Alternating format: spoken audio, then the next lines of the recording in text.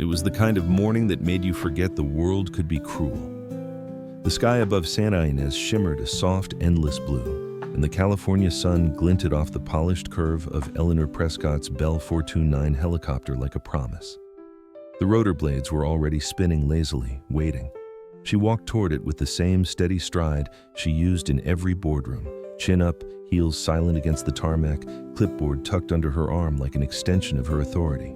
At 58, Eleanor carried herself the way only a woman who had built something from nothing could, sharp, precise, unshakable. Prescott Aeronautics bore her name not because someone gave it to her, but because she earned it, bolt by bolt, deal by deal. Today's test flight was just one of many. A routine systems check before their newest navigational prototype would be presented to the FAA, until it wasn't. Just as Eleanor reached for the handle, a scream cut through the humming air, shrill, urgent, and impossible to ignore. "Please don't get in," she turned, startled. Everyone did. Across the tarmac, a girl, barefoot, maybe 10 years old, was running straight toward the helicopter, her voice shaking more than her legs. Her shirt was torn at the shoulder, her jeans 2 sizes too big and stiff with dust. A security officer stepped forward, already raising his hand to stop her. But the girl didn't care. She darted past a maintenance cart and shouted again, "Don't go! They did something to it! The men in black suits. Last night. I saw them." The pilot hesitated, one hand still on the throttle. Eleanor narrowed her eyes. The girl was thin, out of place, clearly from one of the trailer lots behind the airfield, where people rarely made eye contact, let alone ran barefoot onto corporate property. 2 more guards intercepted the child as she neared the edge of the landing pad. She stumbled but didn't fall. Instead, she pointed straight at the helicopter. Underneath it, they cut something. Then they hit a black box near the belly. "I saw them." Eleanor blinked. "What men?" "2 of them. In black suits, with gloves. I thought they worked for you." "But they didn't. I know they didn't." A low, uncomfortable silence settled like dust in the air. Her chief of security, Larkin, stepped forward calmly. "Ms. Prescott, we've had control of this site since 0500. No outside access last night. It's a restricted zone. She's just a kid." Zuri's face flushed, but her voice stayed steady. "I don't lie." The girl's hands dropped to her sides, scraped palms twitching from adrenaline or fear. Eleanor couldn't tell.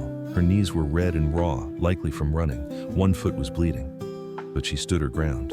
Eleanor glanced between the girl and the helicopter.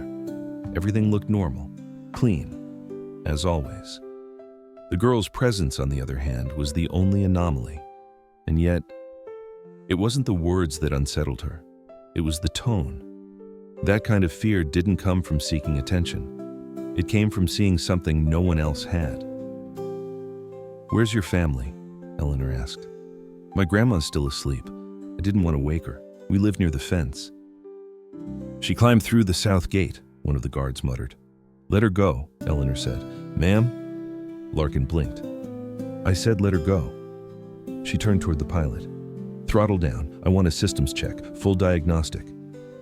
The pilot nodded, relieved. The rotors began to slow. Zuri exhaled for the first time in what seemed like minutes. She still didn't move, just stood there, blinking back tears she refused to let fall. Eleanor looked at her again. Really looked this time. The girl was dusty and wild-haired, but her eyes were clear, focused, observant, the way someone learns to be when the world forgets they're there. What was it the girl had said? Gloves, in summer. That was odd. She turned away from the helicopter without another word and motioned for one of her assistants. "Find out if we logged any night maintenance, and check the perimeter cameras. I want timestamps." As the staff hurried into motion, Eleanor looked once more toward the girl. Zuri hadn't run. She hadn't begged. She had simply warned, and that warning might have just saved her life. Sometimes, the quietest voice carries the loudest warning. If this moment made your heart skip a beat, don't forget to like, follow, and share this story. Drop your thoughts in the comments. You never know who might be listening too. The whirring of the helicopter's blades slowed to a hush, but the tension on the tarmac only grew louder. Eleanor stood in the crosswind, hair pressed flat to her face, eyes fixed on the barefoot girl still standing in the heat. For a moment, nobody spoke. Even the air felt like it was holding its breath. Then came the first dismissive voice, sharp as a snapped twig. "Ma'am, this is unnecessary." said Larkin, her head of security, stepping beside her with a calm that bordered on condescension. "We've had total lockdown since early morning. Nobody's breached the gate. The south camera caught no movement. The girl's likely confused, or worse, coached." Eleanor turned to him slowly. "You're saying someone planted her?" "I'm saying people notice cameras. Maybe she saw an opportunity to get attention." He shrugged. "She came from the outer perimeter. That whole row of trailers is, well, you've seen it." Eleanor didn't respond. She was still watching the girl. Zuri stood where the guards had let her go, arms slack at her sides, shoulders drawn up in an invisible flinch. She looked too tired to be lying, too specific to be guessing. "Gloves," Eleanor murmured. "She said they were wearing gloves." "Yes," Larkin said, frowning. "So?" "It was 92 degrees last night." He blinked, caught off guard. "Could have been a stylistic choice. Tactical. Doesn't mean anything." Zuri didn't interrupt. She simply stepped closer to Eleanor, slowly, like approaching a stray dog. "They weren't workers," she said quietly. "I've seen your crews. These guys weren't like them. They didn't talk, just nodded. One of them kept checking a small black box. Then he opened the side panel under the belly and slid it in. I thought it was part of the test, but I kept watching." Larkin folded his arms. "You kept watching from where exactly?" "Behind the old metal bin near the fuel tanks. Nobody sees me there, not even the night guards." Eleanor felt something shift in her gut. Not fear, not certainty, just possibility. "What time was this?" she asked. "Late, after 1. I'd gone to look for cans. Grandma was already asleep. I heard metal clanking and lights flashing, so I stayed low." One of the maintenance staff approached with a tablet. He was young, still flushed from being summoned so quickly. "Ms. Prescott," he said, hesitating, "you might want to see this." She took the tablet. On the screen was a diagnostic readout of the helicopter's last system run. She understood enough to catch the irregularities, a slight fluctuation in power draw from the avionics system. Not enough to sound an alarm, but enough to feel off. "Is this recent?" she asked. "Logged at 2:07 a.m., he replied. "It's not a fault exactly, but someone tapped into the navigation core. Could have been a software update, though none were scheduled." Larkin leaned in, brows furrowed. "And this," the technician pointed at a line on the tablet, "this here shows a looped camera feed on Hangar 4 from 1:13 to 1:40 a.m. That doesn't happen by accident." "It was overridden," Eleanor said quietly. The technician nodded. "Yes, ma'am. Manual override. That's top-tier clearance." She looked at Larkin. "Who had that access?" He hesitated. "Myself, Davis, 2 systems engineers." "That's it?" He nodded once. Eleanor exhaled through her nose, long and slow. Then she turned back to Zuri. "Why didn't you run sooner?" "I did. I waited till I heard the engine start." She blinked up at her, face taut with something Eleanor recognized as more than fear. It was a kind of lonely conviction. "I thought you were going to die." That landed harder than expected. Eleanor Prescott had never been one to give weight to feelings over facts. She built aircraft on numbers, signed billion-dollar contracts on logic. But something about this barefoot girl, standing in the summer heat with bloody feet and a torn shirt, made her question all of it. She looked back at her staff, all stiff postures and guarded eyes. They were watching her now, judging. "Are we really listening to this girl?" their faces seemed to ask. "A child from a trailer park, overtrained professionals?" "She could be manipulating this," Larkin said again, voice low. "We're being emotional here." "No," Eleanor said, eyes sharp. "You're being emotional. I'm following my instinct. There's a difference." She handed the tablet back and turned to her assistant. "Start a full audit of last night's personnel access logs. I want to know who entered Hangar 4, who touched my helicopter, and why there's a diagnostic anomaly." Her assistant nodded, already tapping on her phone. "And Zuri?" Eleanor glanced back. "Come with me." "Where?" "Somewhere with air conditioning. And shoes." Zuri hesitated, then stepped forward. A security guard moved reflexively to intercept, but Eleanor raised a hand to stop him. "She's under my protection," she said flatly.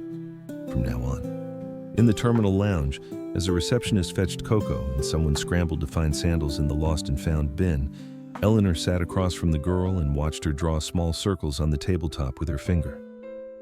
"Do people usually believe you?" she asked softly. Zuri didn't look up. No. Why do you think that is? Zuri shrugged. I don't talk much. People forget me, or they say I'm making things up. Eleanor nodded slowly. She understood that feeling more than she let on. Once, a much younger version of herself had been that girl, growing up in Bakersfield, helping her mother clean motel rooms while dreaming about aerospace engineering. No one believed her either. I was a little like you, she admitted. Quiet, watching everything. People thought I was lying when I told them what I saw, too. Zuri finally looked at her. Did you stop talking? Almost, Eleanor said. But then I decided to build something big enough that no one could ignore me. Zuri's mouth twitched, almost a smile. From down the hall, Larkin's voice floated in. She's unstable, he said to someone too loudly, not realizing his voice carried. If we shift the story now, it makes us look weak. We can't run a company on fear of what some barefoot child says. Eleanor didn't flinch. She simply rose from her seat and walked to the door, leaving Zuri sipping quietly at her cocoa. In the hallway, she faced Larkin head on. You've worked for me for 6 years, haven't you? He nodded, surprised. And have I ever been the kind of leader who changes course without a reason? No, ma'am. Well, I've got a reason now. She didn't wait for his answer. She returned to the lounge and sat beside Zuri. We're going to find out what really happened, she said. And if you're telling the truth, which I think you are, we're going to make sure people listen. Zuri didn't respond right away. Then she said, so softly it almost got lost in the hum of the vending machine. I wasn't trying to save the world or anything. I just didn't want you to get hurt. That moment stayed with Eleanor long after she left the room. She stood by the window watching the sun blaze across the metal of the grounded helicopter, its blades stilled like a held breath. Her staff doubted her, the press would mock her, the investors might panic. But for the first time in years, Eleanor Prescott was listening to something other than numbers. She was listening to a voice no one else had even noticed was there. By late afternoon, the air had grown heavy, thick with heat and something more invisible but far more palpable. Doubt. Eleanor stood inside the glass-paneled operations room, watching a live diagnostic sweep run across 3 wide monitors. The hum of computers and the muted murmurs of engineers filled the space like background static. But her mind was quiet, too quiet, until the words landed. Ma'am, one of the federal technicians said, gently but firmly. We found it. The room stilled. Eleanor walked to the screen where he pointed. Buried beneath the chopper's mainframe, just above the co-pilot panel, was a GPS disruption module. Not factory issued, not part of any test component. Small, sophisticated, and expertly disguised, it had been patched into the navigation relay. If she had flown that morning, the signal would have diverted 10 minutes in, just enough time to reach open airspace over the Pacific. The system would have lost all contact with air traffic control. No one would have known where she was, or why she went down. It wouldn't have looked like sabotage, the technician said. More like pilot error, a freak malfunction, the kind that ends quietly. Eleanor's spine tightened. She didn't respond immediately, just nodded. But her fingers curled tightly around the edge of the table. She knew what this meant. This wasn't incompetence, this was intent. The technician cleared his throat. We ran access logs. Security keycards show your head of security, Mr. Larkin, and his assistant Davis entered the hangar at 1:09 a.m. and exited at 1:42. No log of a maintenance request. And he paused, uneasy. Camera footage was looped. There it was, in hard data, in numbers. She stared at the entry logs, at the time-stamped gaps, at the quiet proof that Zuri, this child whom no one would have listened to, had told the truth. She turned slowly toward the window. In the distance, the helicopter sat on the tarmac like a resting predator, silent, still, waiting for someone to trust it again. Her eyes narrowed. Gloves, she thought. Zuri had said one of the men wore gloves in the middle of the summer night. Larkin, always in gloves, even indoors. He claimed it was for grip. Tactical wear, he called it. She had never questioned it, until now. That detail clicked like the last tooth of a locked gear. The betrayal wasn't just technical, it was personal. But who had something to gain from this? Eleanor didn't have to wonder long. Within the next hour, a separate internal memo reached her desk.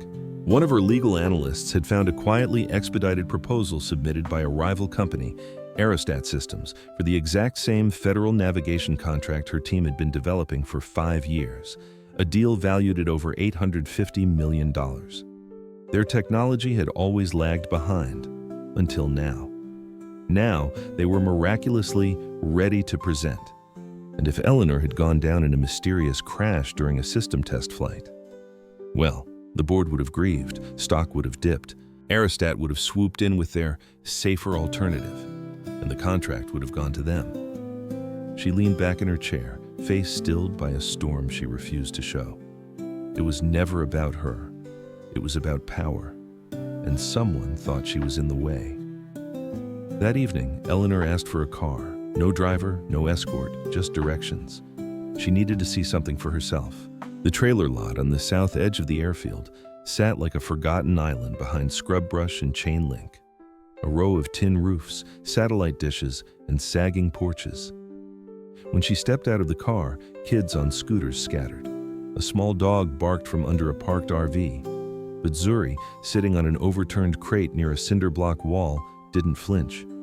She was drawing in a half-used notebook with a dull pencil. Her feet were now bandaged, sandals several sizes too big. Eleanor approached quietly.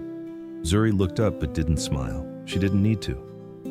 "I brought this," Eleanor said, holding out a small clipboard. "From the hangar logs. The time you said?" "You were right." Zuri looked at the papers but didn't touch them. "I wasn't trying to prove anything," she said softly. "I just didn't want you to go." Eleanor sat beside her. "What are you drawing?" Zuri flipped the page to show her. It was a child's sketch, but detailed. The helicopter. The angle of the hatch. The two men, shaded in dark shapes, one with boxy shoulders. The gloves stood out. The strange rectangle near the belly of the aircraft. "You remembered all this?" Zuri shrugged. "People don't see me, so I watch harder." Eleanor swallowed the lump that rose in her throat. "Where's your grandma?" "Inside. She works at night, sleeps a lot during the day." "You told her what happened?" "No," Zuri said. "She's got enough to worry about." The girl went back to shading the lines of the chopper, focused, calm, like it was just another part of her afternoon. Eleanor studied her.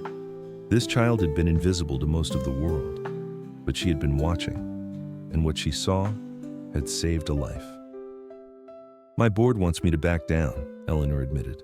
"They think I'm being irrational, that trusting you makes me look unstable." Zuri didn't answer right away. Then she said without looking up, "You don't have to trust me. You just have to check." Eleanor smiled despite herself. They sat in silence until the sky turned orange behind the hills. Back at headquarters, tension thickened like fog. Eleanor stood at the head of a long mahogany table, facing the Prescott Aeronautics Board. 12 members, all older than Zuri, all dressed better, all staring like she'd lost her grip on reality. "This is absurd," said one. "You're jeopardizing $1 billion contract over the testimony of a child who lives next to a dumpster?" Another chimed in. "And accusing your own security chief without concrete proof? Think about the liability." "I have thought about it," Eleanor replied, her voice cool. "And I'm not accusing anyone. I'm investigating." A third leaned forward. "You're exposing us to massive legal risk and reputational damage." Eleanor let them talk. She didn't interrupt, until they ran out of steam. Then she stood straighter and spoke. "What you see as risk, I see as responsibility. If I'd ignored that child, I wouldn't be standing here. I'd be a headline, a tragedy, and you'd be facing a very different liability." Silence. Then she added, more quietly, "Zuri didn't want anything. She didn't ask for praise or payment. She just cared. More than most of the people in this room." A few board members shifted uncomfortably. Some looked down. "I will not let her be discarded because she doesn't wear polished shoes or carry a resume," Eleanor said. "We owe her our attention and our protection." She left the room without waiting for a vote. She wasn't asking for permission anymore. That night, Eleanor arranged for Zuri and her grandmother to be relocated to temporary housing near the company campus. Discreet, secure, clean. When Zuri walked into the apartment, her eyes widened at the working stove, the fresh sheets, the stocked fridge. Her grandmother stood quietly in the doorway, unsure what to say. "We're not charity," Eleanor said gently. "You're witnesses now, and that means you need to be safe." The old woman nodded. Her hands trembled slightly as she took the keys. Zuri didn't say anything. She simply walked to the window and looked out over the courtyard below, then turned to Eleanor and whispered, "They're going to come after you, aren't they?" Eleanor looked at her for a long moment. "Maybe," she said, "but they'll have to come through both of us." Zuri blinked, then smiled. It was small, but it reached her eyes. And in that instant, Eleanor Prescott realized something even more dangerous than sabotage had occurred. She had started to care, not just about the investigation, not just about revenge, but about a girl no one had ever looked at twice, and a voice that had broken through the noise. The storm finally broke on a Wednesday morning, not with thunder, but with a string of quiet pings and encrypted emails that began lighting up Eleanor's secure inbox before dawn. A former systems analyst from Aristat, who had quietly left the company months earlier under NDA silence, had reached out. Attached to the email were redacted internal memos, time-stamped logs, and one piece of audio surveillance that would gut every lingering doubt. Eleanor listened to it in her private office, the blinds drawn, the city still asleep below. A voice, flat, unbothered, speaking over what sounded like the hum of a data center. Test failed, target survived, shift to fallback. They hadn't meant to send a message, they meant to erase her, quietly, cleanly. And she had come within minutes of boarding that death sentence. One file in the batch showed a digital payment trail, crypto, buried under shell vendor accounts, but the final name was still recognizable. Larkin. He had sold her life for a bonus payout and a whisper of advancement, but she didn't call the press. She didn't rage. Instead, she opened her notebook and rewrote her speech. The conference was held at the downtown Civic Auditorium. No flashy lights, no big corporate banners, just a simple podium, a quiet room, a few rows of press, and one small girl in a blue sweater sitting beside her grandmother in the front row. Zuri's legs didn't quite reach the floor, but her eyes, still sharp, still watching, took in everything. Eleanor stepped to the microphone, pausing before she spoke. "I was supposed to be dead." The room stilled. 3 weeks ago, I nearly boarded a helicopter that had been sabotaged by people I trusted, by a system I helped build. It would have looked like a tragic malfunction, a mechanical fluke. But it wasn't. It was designed to fail, and I was meant to disappear. A few gasps, one camera click echoed. "But I didn't," Eleanor continued, "because someone saw what no one else did. Not a mechanic, not a technician, not a surveillance drone." She turned toward the edge of the stage. It was a little girl. Zuri hesitated, then, as if pushed by something invisible and strong, stood. She had no credentials, no access, no voice in our system. "And still," she shouted. Eleanor's voice softened. "She didn't save me with force or with fame. She saved me with truth." The room was quiet enough to hear a throat clear. That's why today, I'm announcing the launch of the Zuri Initiative, a nationwide advocacy network that helps children in underrepresented communities speak out without fear and be heard without judgment. Because if one child can see what trained adults miss, how many others have been overlooked simply because of where they live, how they look, or how quietly they speak? She looked toward the rows of executives seated in the audience. And starting this month, my company will implement the Zuri Protocol, an internal system where even the lowest level employee can anonymously flag a safety concern or ethical breach, and that report will reach the executive level. Every voice matters. Every warning counts. There was a long pause, then applause, not a roar, but a wave, gentle, honest. Eleanor stepped aside, then knelt slightly beside Zuri. "Would you like to say something?" Zuri looked up. Her hands twisted the hem of her sweater, then she stepped forward, her voice quiet but steady. "I didn't want her to disappear," she said. "That's all." And with that, the room stood, one by one, a standing ovation for a child who refused to be silent. Not because she wanted praise, but because she had cared enough to watch when no one else did. Later that day, in a quiet side ceremony, Zuri was awarded the Civilian Medal of Honor. Her grandmother wept silently as Eleanor pinned the medal onto the collar of Zuri's blue sweater. Zuri didn't cry. She didn't smile too big either. She just nodded once and whispered, "Thank you for listening. Eleanor replied without hesitation. No, thank you for speaking. The hills behind Eleanor Prescott's estate held a kind of quiet that felt earned, not silent, but deeply still. The vineyard rows shimmered in the late afternoon light, the breeze lifting the edges of the lavender bushes like a breath taken and held. At the far end of the property, just past the shaded oak grove, a small bench sat beneath a sloping willow tree. That's where Zuri was. Her legs dangled a few inches above the gravel, toes swinging softly with each gentle nudge of the wind. A sketchbook rested on her lap. A colored pencil moved carefully between her fingers, slow and deliberate, like she wasn't just drawing, but remembering. Eleanor stood farther back on the gravel path, arms crossed lightly in front of her, watching without interrupting. She didn't speak. Not yet. She had learned to give space to voices smaller than her own. Curtis, her assistant, appeared beside her with a tablet tucked under his arm, but paused when he saw her gaze. "You want me to come back?" he asked. Eleanor shook her head. "No. Stay." They watched Zuri from a distance, the way someone might watch a star that hadn't realized it was shining yet. "She'll outgrow this place one day," Eleanor said softly.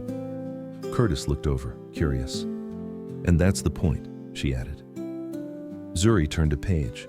The new drawing began with a curve, broad, upward, arching like a wing. Then a beak, then feathers, sketched one careful line at a time. She didn't rush, didn't speak, just observed her own strokes as if they belonged to someone else. Eleanor finally walked toward her. Zuri didn't turn around, but she smiled without looking up. "Hey," Eleanor said gently. "Hi. What are you drawing today?" Zuri turned the sketchbook toward her. It was a bird, not flying, not in a cage, just perched. Its wings were tucked in, its eyes wide open. Eleanor studied it. "It's not flying," she noted. Zuri nodded. "It's not supposed to." "Why not?" "It's making sure everyone else is safe first." Eleanor didn't answer for a moment. Her throat felt tight in a way that surprised her. She sat down beside her, careful not to crowd. "You've been quiet lately." "I've just been thinking," Zuri said, "about what comes next." Eleanor smiled faintly. "You've got time, you know." "Do I?" Zuri asked, more curious than cynical. "Yes, and a whole lot of people now who will make sure you do." Zuri glanced at her sketch again. "Do you think people forget about what happened?" "No, about listening." Eleanor looked out toward the edge of the property, where the last row of grapevines disappeared into the trees. "Sometimes," she said honestly, "but not this time. You changed something, and some changes don't go back." Zuri was quiet again. Then she asked, "Will they still come after you?" Eleanor exhaled. "Maybe, but we're ready now." Zuri nodded. "Good." Another pause passed between them, but it wasn't awkward. It was steady, comfortable. Zuri pointed to the edge of her sketchbook, where she had doodled a small pin, a silver wing crossing a compass, the same one Eleanor had clipped to her sweater the day of the press conference. "Do you think I'll ever fly for real?" Zuri asked. Eleanor looked at her, then at the bird on the page. "I think you already have." Zuri blinked, unsure what to say to that. But Eleanor wasn't looking for a response. She leaned back slightly and let the quiet stretch between them like a ribbon. She had given press interviews, issued statements, spoken before senators. But somehow, this moment, beneath a willow tree beside a 10-year-old girl, held more weight than all of it. Because this was where it had started. Not in a boardroom, not in a lab, not in a fight for contracts, but in a scream on the tarmac. A voice too small to be heard, and yet too powerful to be ignored. Later, as the sun dipped below the ridge, casting gold streaks across the vineyard, Eleanor would reflect on everything that had unfolded. The betrayal, the near disaster, the pressure to look away, the power in choosing not to. She would remember the fear, the instinct, the moment when she chose to believe not because she was sure, but because she was listening. And she would come back to the same thought, over and over again. In a world full of noise, it was the unheard voice that saved everything. If this story moved you, let it move others too. Share it, save it, and help us spread the message that no voice is too small to matter. And remember, kindness begins where judgment ends.